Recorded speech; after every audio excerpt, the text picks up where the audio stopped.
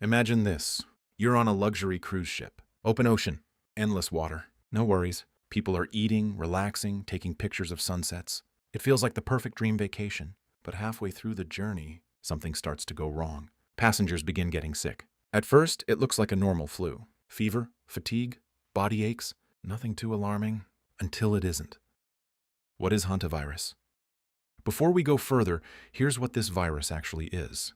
Hantavirus infection is a rare illness caused by viruses, carried mainly by rodents like rats and mice. These animals usually don't get sick, but they can spread the virus through droppings, urine, saliva, contaminated dust particles in enclosed spaces.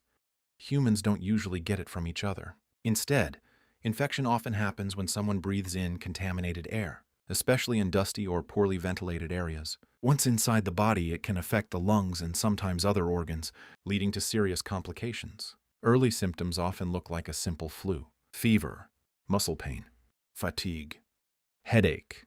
But in severe cases, it can quickly escalate into breathing difficulty and life-threatening illness.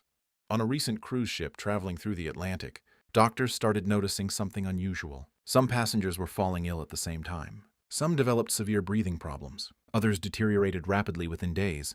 And then, deaths started being reported. Health authorities later confirmed the cause: a rare virus called hantavirus infection. What makes this outbreak different? Hantavirus is usually something people hear about in rural areas, places with rodents, barns, or old buildings. But this time it appeared on a cruise ship. According to health reports, this outbreak has already involved multiple confirmed and suspected cases, including several deaths during the voyage. The ship, carrying around 150 passengers and crew, had to be isolated at sea while health teams investigated. And what made it even more concerning, some passengers had already left the ship before the virus was fully identified. How could this happen on a ship? This is the question experts are still trying to answer.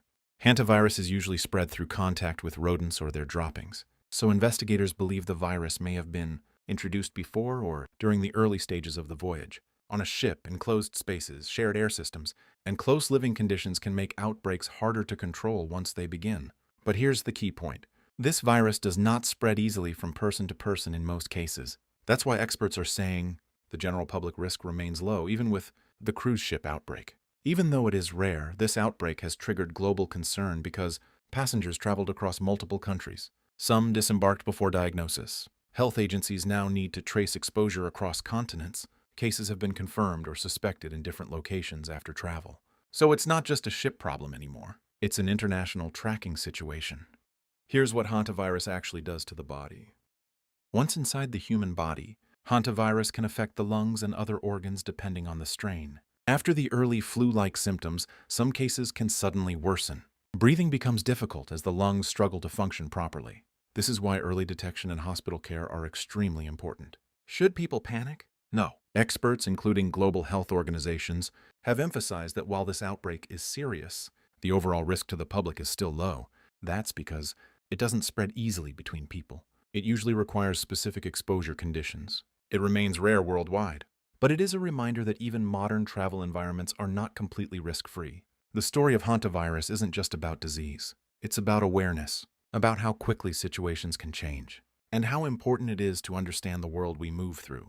Even when everything looks calm on the surface,